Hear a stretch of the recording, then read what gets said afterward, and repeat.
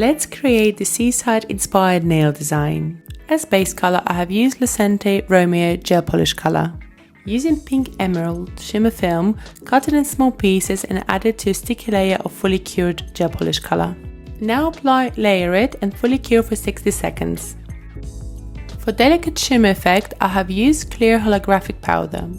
For the waves, I have used gel polish colors in Sapphire, Starlet, Singing in the Rain and White Magic.